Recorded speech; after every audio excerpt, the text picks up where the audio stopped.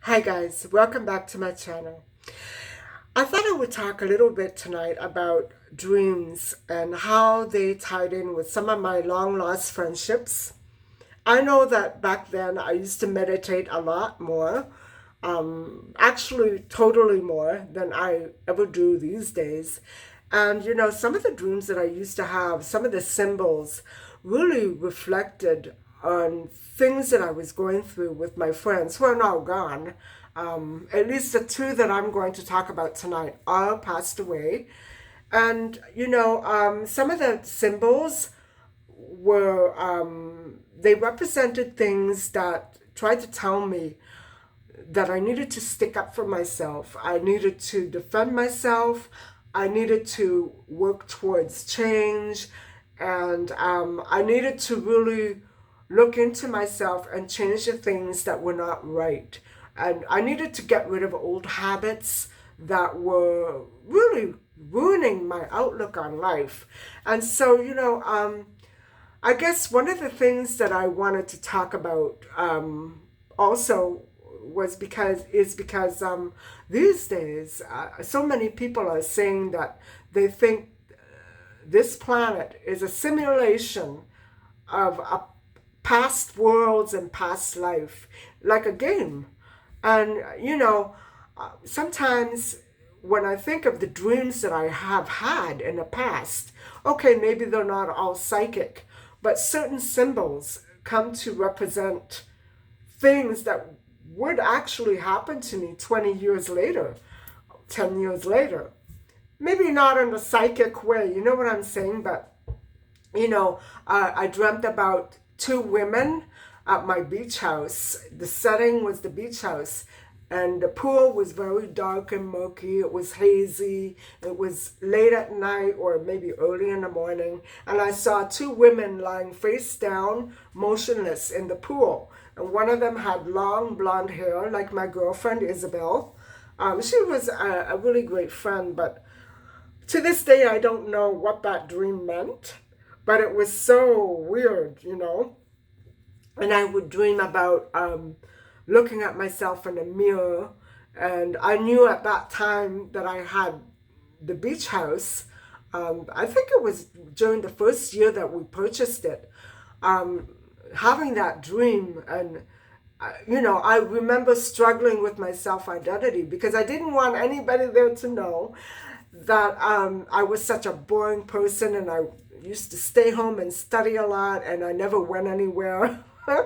Unless I went out for coffee with Richard, or maybe to a nightclub with Isabelle once in a blue moon. I hardly ever went out. And so I used that beach house as a place where I could reinvent myself.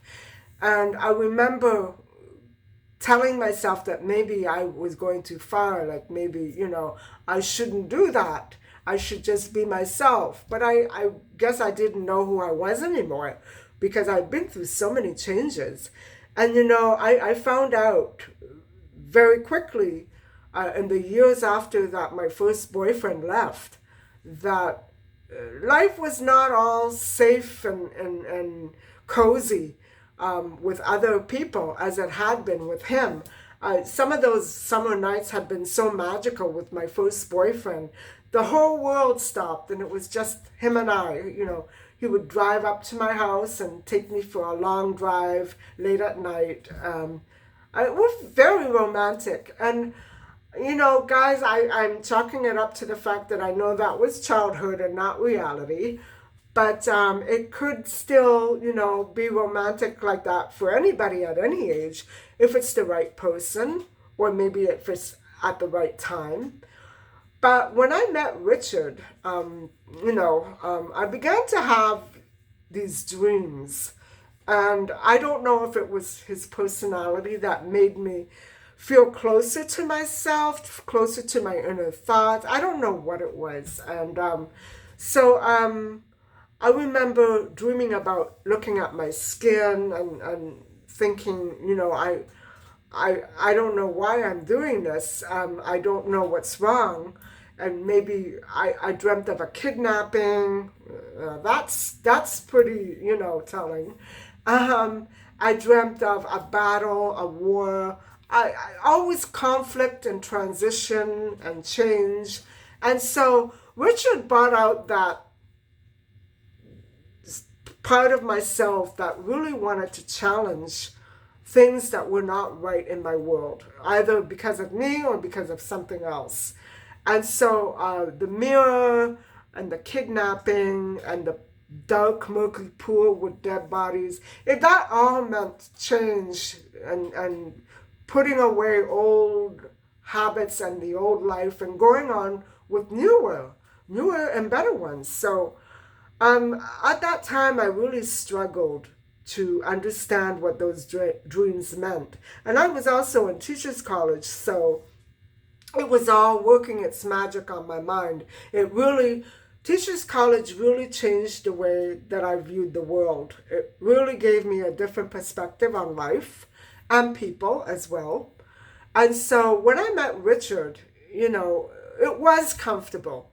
But I met him at this singles thing that it wasn't digital. Back in those days, I think I met him in the late, oh my God, must have been the late 80s because that's when we purchased the condo. Anyway, I believe I met him in a singles kind of thing. Right? It was a membership of some kind, and they had events. And museum trips and coffee outings and stuff like that. And I remember meeting him very soon into this membership, and I don't think I paid anything for it. I'm pretty sure I didn't. So I remember being so happy that I found this friend right away, and he was quite interested in meeting up with me a few more times. And so I remember we were living at the old house then, and he was a different person when I first met him. And then he let his guard down. He was never a bad or a mean person, I think maybe once. But, I thought he was divorced, and he wasn't. He was only separated. And he had 3 boys. They were darling. 3 little boys who are all very grown up now. And his wife was studying to become a nurse, his ex-wife. And so when I first met up with him, I hadn't realized he had all that going on. Also, he had a horrible motorcycle accident when he was a teenager, and it took all of his stomach, and he was wearing this pouch. Guys, I felt so bad and so responsible for him. I felt so, careful. I had to be so careful around him because I was afraid that he might pass out or drop or faint. I didn't know. I had to be very careful, and I was squeamish. Those things and me don't go together very well. I don't know what I'll ever do if I ever get sick. But anyway, as I learned more and more about him, I began to realize he was not the person for me. And the romantic feelings that I had begun to feel for him quickly faded, just like that. He had already been married, and the way that he explained it, he wasn't going to do it again. He wasn't going to have any children. And so, guys, it's not that I think he was a bad person or wrong, but he wasn't for me. And I remember then in my 20s, I felt like I was an old maid already, and that because I worked in the early childhood education field at the time, I was working, I was going to school part-time, taking courses to complement that work in that field. And I also had put in an application and was later accepted into teachers college. So working with children really, brought that desire, that goal in me that I wanted to fulfill. And I couldn't do that with a person who was down on marriage. And I didn't want to have children out of wedlock either. So that was all out of the question. All that went out the window. I remember being so disappointed and so disillusioned, and so I wasn't mad at him. But I was always at the point where I wanted to cry because he wanted to remain girlfriend, boyfriend, but not me. And so I said, it's going in a direction that I don't want it to go in. And I said, I want to remain friends with you, but this is not going to work very well. So let's just put the romance behind us. And at least for now, I said. And maybe I shouldn't have said it that way because I think he always hoped and hoped. But then, as time went on, he was a truck driver, and I remember he used to make deliveries, sometimes very close to my house. And I remember trying to encourage him, if you want more hours, you should ask your boss. And he did, and it worked out. But, he had a sneaky side to him, sometimes, behind my back. And I remember one day, he was spending a lot of time at my house. It was a weekend, I think. My parents were there, of course. But he had forwarded all of his calls to my number, and I didn't know. And so after he left, his wife was in the habit of talking to him referring to the checks that he was supposed to be giving her. And because sometimes he left them in different places. And so I remember one day she didn't get the check, so she called him. And guess who picked up the phone not knowing what was going on? And I didn't want her to think that I was living there with him at his house. She was calling his number, but I was answering because it was ringing at my house. Oh, that did it for me. And so, I had a talk with him and I said, no, this isn't the way I want it to go. I don't like the way this is going. So I think we should cool it. It's not for me. I said, I need to be able to go and make my own friends. And so do you. I don't want this. I said, I don't want it. I don't feel it. And so that was hard for me. I hope I did it the right way. But, he was...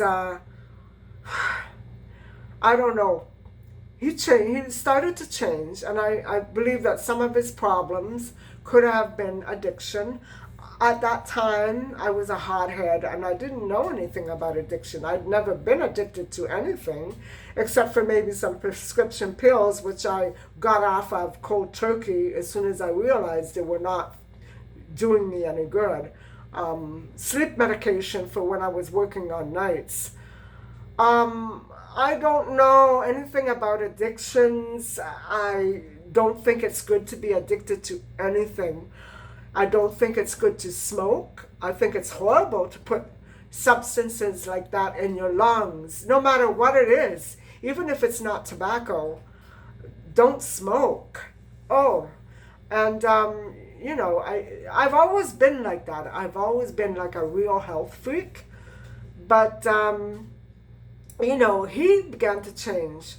And I remember I met those two sisters, one of them from the beach house that were living in my city. And I remember one of them came out with me one night, and Richard was there. I think we were at Chicken Deli. We went to hear a musical group at Chicken Deli. I loved that place.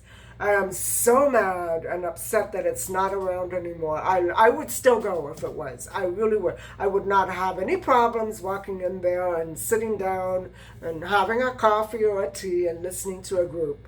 No, I would love to do that, but I felt very comfortable at that place. And we were leaving. I remember we were leaving. It wasn't that late.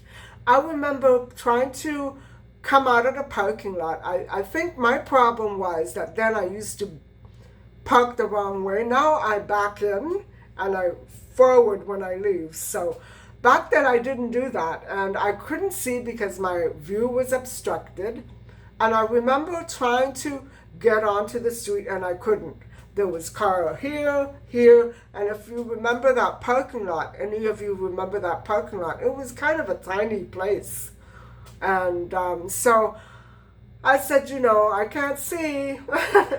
So I said, I think I better just wait here for a few minutes until all this commotion goes.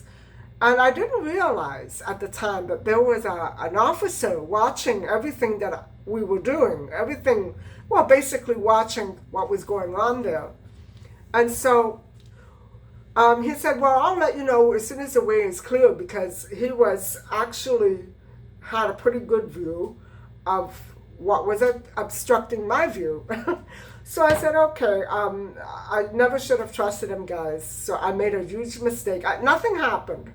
I didn't have an accident, but the officer said that was too close a call and I'm going to give you a ticket. Okay. And boy, was I mad at Richard. And he was laughing, guys. He was laughing. He'd seen the officer and knew that I hadn't. And I remember when he said, okay, the way is clear, my girlfriend said, no, wait, but it was too late.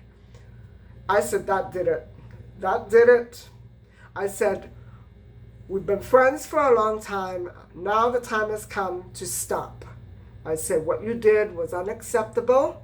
I said, I don't want to see you again. I said, you think it's funny? I think it's criminal. I said, that's the difference between you and I. I said, I don't want to hear from you again. I have to pay this ticket. I think you should pay it. But because I know that you have financial woes, I'll pay it. I don't want to hear from you again, but I think you owe me. And I just walked away. I was a hothead.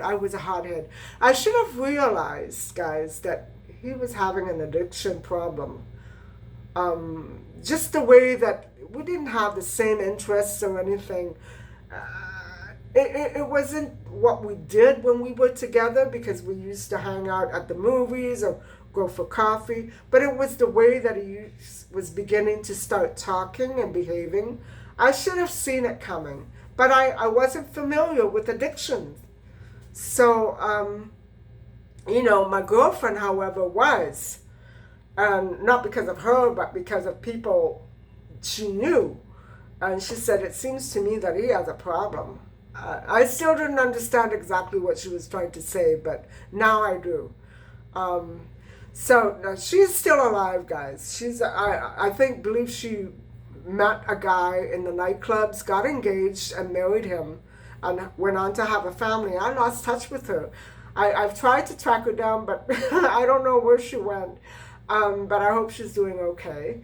So anyway, I don't know. That was a turning point for me. And so those dreams really were trying to tell me a lot, that probably if I stuck with him, I probably might have ended up maybe that way as well. And I never would have wanted to. I thank my lucky stars that I got away from him, because he was headed down a really bad path. And a few years later, actually just a few years ago, I found out quite by accident online. I think it was on Twitter. I was reading an article on substance abuse, and it says the faces of, and name the drug. And I clicked on that link, guys, and wouldn't you know whose face came up? And I was absolutely shocked. It was a completely different. I knew it was him. But he had been arrested. It was a mugshot, and his face was full of scabs, and he was all thin and crooked and shriveled up. I thought, oh my God, that's not him. And I felt so bad, guys, because I realized if I had just simply reacted differently, I know what he did to me was criminal. I could never forgive him for that. But he had a problem. I think if I had laid down the law and said, look, you get help, or I'm not going to be friends with you anymore. You need to get help. I should have said that to him. I should have given him an ultimatum and not been so nice with him all those years. Because I think he hoped against hope that I would change my mind. He hoped that I was playing a head game with him. I wasn't. I didn't want to be with somebody who wasn't interested in what I wanted to have. I went on and I dated other guys. I met a wonderful Japanese younger man, but we were just friends. I met him at the university, another campus here in the city. and he lived very close by. And so that's how we ran into each other. I think I was attending a lecture, one of those guest lectures, whatever. Um, and I remember running into him right in front of the lecture hall, and we became friends. We hung out, but he was too young for me. I told him right away, "You're too young for me." So I was going out to meet other guys and friends. I was meeting other girlfriends as well. And Isabelle, Richard passed away. Before I got on to Isabelle, after I found out about his arrest, he was arrested in USA, um, making deliveries across the border for substance abuse, substance possession. Um, Guys, I remember that was maybe about 10 years ago that I found it. I'm not sure. I'm not sure how long ago I found that article. But a few years after that, I think around 2014, I remember being on Facebook and hearing from one of his sons about their dad's funeral. And I sent a message and I said, "You know what, guys? Your dad and I did have a falling out, but I'm so sorry that he's gone. I wish that I could have helped him when he needed the help. I know I made a mistake." And they said, "Oh, we remember you. We really liked you." I felt so, I cried. I cried, guys, because even though we had our difference at the end, I should have been more of a friend to him. I feel bad. And so, that's why sometimes in dreams, they try to tell you something, and unless you really know how to interpret them, I don't think I'm doing a very good job right now. It really tried to tell me that if you're not careful of the way that you're headed, this could be the way that you'll end up. The kidnapping, the battle, and it was just, there were more nightmares and dreams actually. And they all occurred during the time in which I was hanging out with Richard. So I don't mean to describe him as a horrible person, but what I went through was scary. Not having a friend anymore, like my first boyfriend, life really sucked. Relationships sucked. I was always, felt like I was getting the short end of the stick. I wasn't meeting the right kind of people, especially in nightclubs. And so at teachers college, when I met Isabelle, she was always the life of the party. She had so many friends. But, when she was alone or on our own, when she was with me and we were on our own, she was more withdrawn and she was moody, not in a bad way, but she was quiet. I could tell that she had some issues going on. And, she was an only child like me, so we had a lot in common. We were both Italian, and we both were in teachers college, and we both loved children. We had never been married. So, her parents were as overprotective as my parents were of me. And so I remember when we approached graduation, right after exams, I said, "Isabelle, I can't take it anymore. So I'm going away. If you want to come, but I don't care. I'm going," because we had just written about 4 or 5 exams, and we were waiting for the results. And so, I didn't want to be sitting there at home waiting for the results. I was so nervous. But actually, we ended up both passing with flying colors. And so, we went down to my beach house. I remember it was only a 3-hour, 4-hour flight. We took one of my, I think it was from my dad's tour company, one of the charters. I might be mistaken, but I remember we got there early in the late afternoon. It didn't take all those hours it normally takes now with those jets. But I remember her being so overwhelmed, and she was so happy. The first thing that happened when we got there, just as the sun was starting to set, was all the lights went out, the power went out, and I went down. It didn't go out in the entire building like it did sometimes, but it went out only in our suite. So I went down to the lobby and I asked what the problem was. They said, because we won't give you electricity until you pay the bill. I said, well, my father just was here in February. Why didn't you ask him? No, you're not getting any. I said, okay, I'll pay it. And then, of course, the lights went on. But before and between, we had to go across the street and buy candles because we only found one.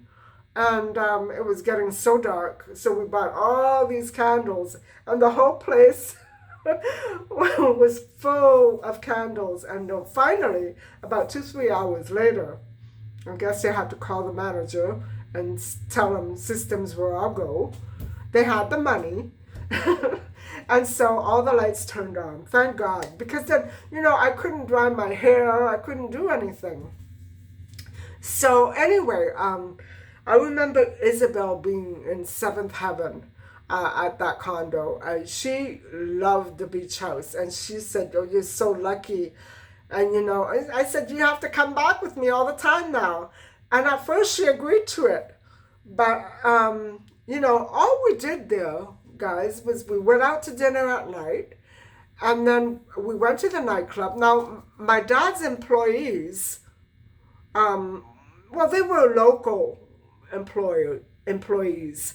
My dad's tour company had hired local employees that did promotions for the tour group down there in restaurants and nightclubs, on the street, everywhere, at the airport, and so in the hotels. And so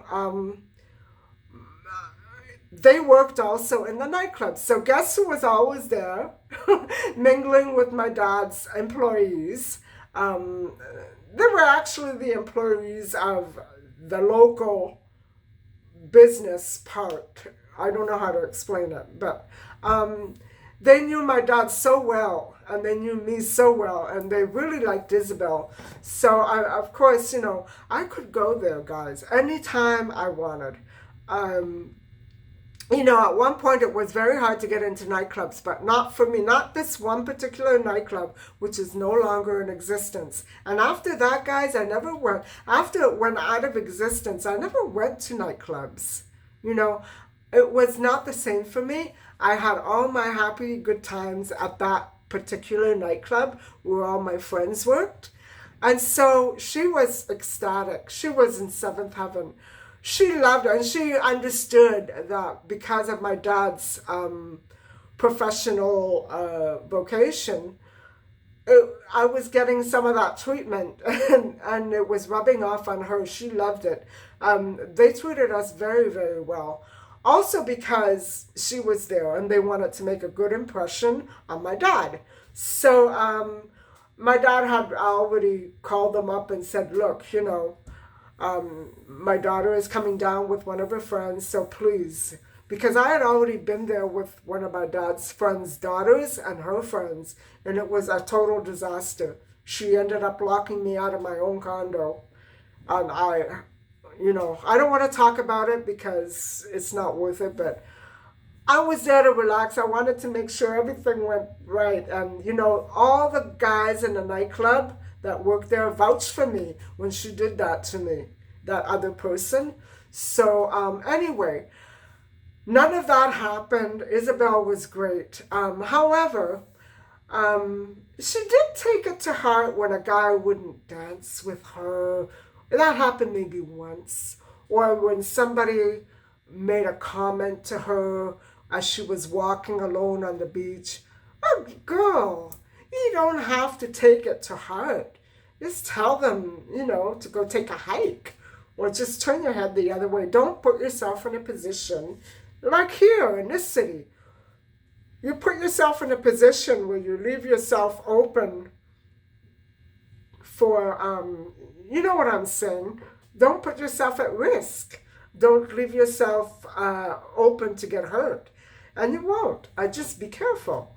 But she she had to take those risks. She was the type of person that had to prove to herself that she was loved and accepted by everybody. Well, what do you care if you can't please everybody? Just please yourself, like make your own friends and don't worry about the rest of it.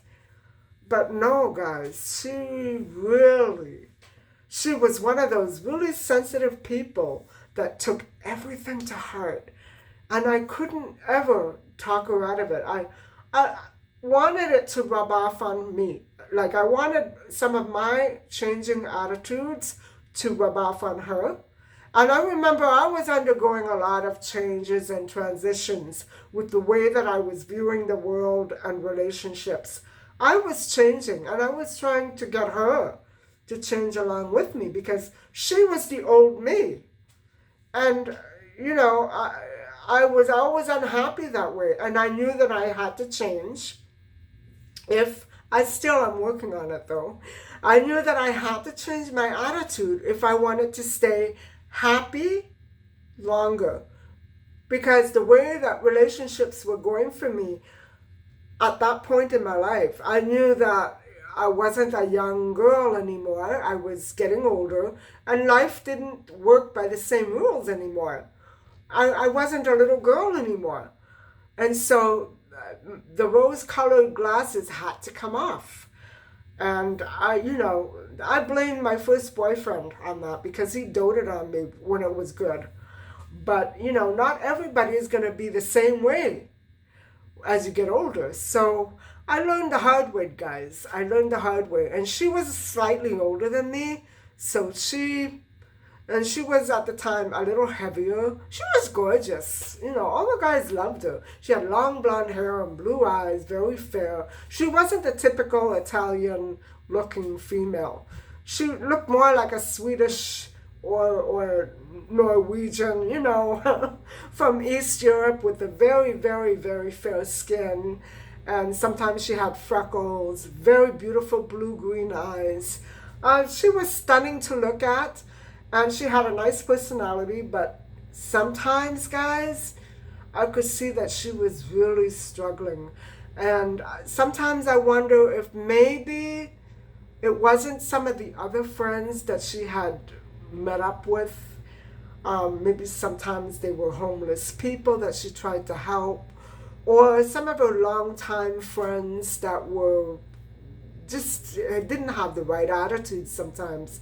I'm not sure if they did or they didn't, but they didn't always make her feel as though she were a true friend. They were sometimes openly critical of her, not in front of me, but as she explained things, and I said, you know what? Sometimes friends go through hard things, sometimes they don't understand. If they don't understand, don't dwell on it. I mean, accept them for what they can give you and move on. Like, try to remain as positive as you can. Don't take it so personally. Other people have their own opinions and they like to voice it. So don't take it so hard. But she did, guys. I think her friends, and probably me at times, I tried not to be ever critical of her unless she asked me for advice. But I know I must have made mistakes like I did with Richard. I must have let them down. I must have let her down at times. I must have, not been the friend that she wanted at that time. I remember when I got engaged years later in 2000. I think it was 2000. Yeah, 2000. I hadn't heard from her in weeks. I was calling and calling, and she wouldn't answer. She wouldn't pick up. I was leaving messages. And finally, one day, I remember it was March, early March. It was her birthday. And I had just come back from a work vacation. I hadn't gone away anywhere because I was too exhausted. I was working nights then. But I was starting to plan my wedding with my ex-fiance now. He's my ex-fiance. And I couldn't get a hold of her. I was so worried, And I remember finally one Sunday morning around 11 a.m., I managed to get a hold of her father, and I said, "Oh, thank God I got a hold of you, because I don't know what to do anymore. I can't find Isabelle. I can't find Isabelle. Can you please leave her a message?" He said, "No, I can't." I said, "Well, why? Where is she? Isn't she there? Is she out?" He said, "No, she's not out." "Is she there?" "No, she's not here." "Is she coming? When is she coming back?" "She's never coming back." And then it dawned on me, guys, that she had passed away. And I remember throwing the phone. My father had just passed away. And she had been the one that got me through that grief. My father passed away, and I don't know why my thoughts always go to my dad when somebody passes away, but it was such a shock that when he said, "No, she's never coming back," I screamed, and I think I must have thrown the phone across the ceiling or something. My mom came running, and I was crying, because it was such a shock. And my mother took the phone, and I didn't even ask how it happened, but my mother found out how it happened and told me. And my mother was furious at her and called her a few choice names, but I said, "Don't do that, because you don't know if it's true or not." "It's true, it's true. She's not worth it." And I couldn't understand why my mother was talking like that, but you know what? Her friends did the same thing. They wouldn't go to her funeral because of what she allegedly did. I'm not sure, and I'm not going to repeat it. But I never did. I did go to her funeral with my fiance, my then fiance, but I never went to the cemetery. Guys, I miss her so much. I think that she could have had so much fun with me had she just stuck around and stopped being so silly about some of these irritating people that came across her way. I mean, when I first got the beach house, for example, I noticed that people, especially down there, the tourists were fine with me. But the local people down there, and it's not anything about evil or criminal or bad, it's upbringing and cultural. They were very aggressive. And I remember when I dreamt some of those dreams, I remember that I had the feeling that I always had to stick up for myself and say, "No, I don't want to be in a friendship like that. No, go, You have to be so firm with some people that come your way. And, no matter how uncomfortable it makes you feel, that if you're not firm enough, that really can mess up your life and mess up your head. If you don't go the right path in life and you get messed up with all these people who tempt you and try to rip you off sometimes and do all kinds of, they're all over the world, guys. If you're not careful and have your head screwed on right, and like that, I never did. Back then I didn't know which way was up. But you can get so easily misled and so easily discouraged by people who simply want to use you and walk all over you. And lately I haven't had too many of those people around, thank goodness for that. But I remember being on vacation and knowing that I was going to meet up with some of these types of people. And if you're not careful, it can really destroy you. It really can. But, I never got over the fact that she is not here anymore. She passed away after her mother passed away. I guess she found it difficult without her mom. I know I do. I find it difficult without my mom. But I never want to take things to that point where life is too serious for me to handle. I love life.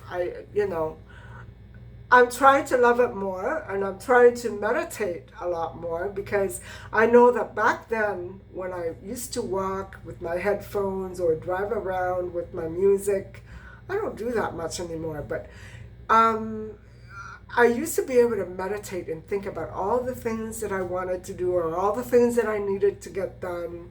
And life was much calmer when I was able to do that. And I think that's why, some of these dreams that I've been remembering, I I was able to meditate in my dreams. And I think maybe sometimes it's true what they say, that our world just, it just might be a simulation of life on another planet or some past life. I don't know, but it's this feeling of deja vu, that when something happens, and I've already seen it in a dream, even though it's just minuscule and not really much of a big deal, years later I'll say, my God, I dreamt about this, or this is exactly the way I felt in my dream when I saw that symbol. What could it mean? And I really think that dreams are the key to a lot of things that people can't solve. Maybe some of us can remotely view, maybe some of us can't. Maybe some of us know how to interpret dreams and know how to meditate in a certain way that when you sleep, you will get information. I don't know if that's the right attitude, but I know that I used to be much more in tune with things the way I was back then than I am now. Now there's too much noise, there's too much activity, there are too many distractions. And I think, a lot of the times it's just the way that society is set up. It evolves into a mess sometimes. And, all this lockdown that we've had, it really destroyed the minds of some people. I mean, some of the, criminal cases that are coming out, especially in the past year, it's true what some of the YouTubers have been trying to say, that playing video games is connected to crime. And at first I didn't understand that.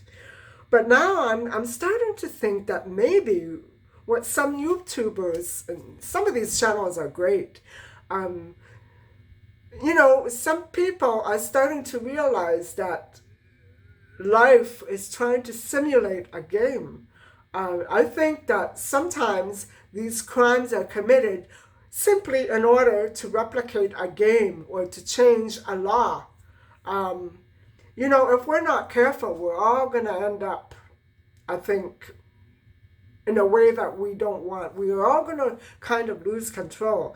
And I think we have to sort of catch ourselves and try to discipline ourselves and, try to make ourselves understand that unless we maintain some order in our life, we're not going to find any order in society.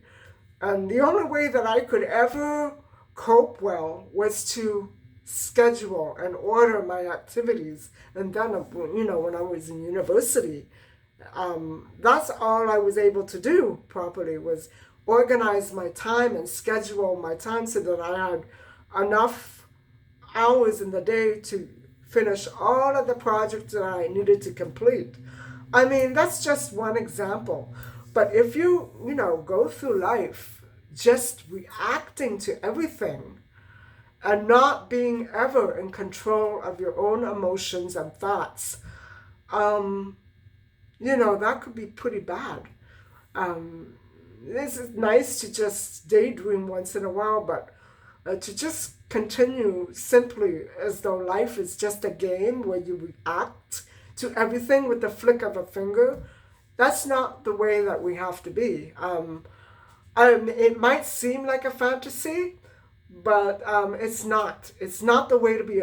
You shouldn't die, or you shouldn't go into another existence simply to go into a better world. Like, you understand what I'm saying? I think that's what a lot of people, younger people these days especially, are implicating that if we leave this world, there's a better world out there. Well, how do we know? How do you know? What happened? Who told you? You know, I think though that dreams are key to everything. And for sure that I did remotely view a couple of things that actually became truth just as I woke up or a few days later. I know that something did come to me at least a few times in dreams. So I'm trying to get that back. I want my plants to help me because I don't have the ocean here right now. But guys, I really need to work on my meditation because I'm always nervous and stressed out. So hopefully, you know, I can get to the point where I can relax a lot easier and cope with things a lot better. So anyway, I hope that I have managed to, you know, make you understand a few more things about myself and why I think that meditation and dreams are so important to my reality, you know, and maybe your reality. Dreaming for me is wonderful. When I dream, and especially if I remember it, it means the world to me. If I can't remember it, I stress and I fuss over it until I just focus and concentrate and remember it. Often I can't, but why don't you guys tell me about your dreams? I've asked you that question before, and I'm really interested to know if there's anybody out there who is undergoing this or has gone through it in the past. Having dreams that can actually scare you when you wake up and find out either they're so scary you can't talk about them or think about them, or that they actually come true. And you'll know if you see, if you hear, how do I say this? You'll know in a few days if it was a psychic dream or if it was just one of those things. You know what I'm saying? So anyway, guys, I wish I could get the lighting right. I don't like the way I look in these videos, but you know what? I've told you before, I don't care how I look. I don't care. I just want to get my message across. And I think that dreams and meditation are very important to humanity. And I think we should pay greater attention to them and not shrug them off. I always write anything weird or significant down. It hasn't been happening lately, but I remember having dreams and never having written them down, and I still remember them very clearly. But I think it's a good idea if you're going through something, especially stressful. And I remember when I was a little girl, I was 3 years old, and it was so weird. I think I had what has been called a hypnagogic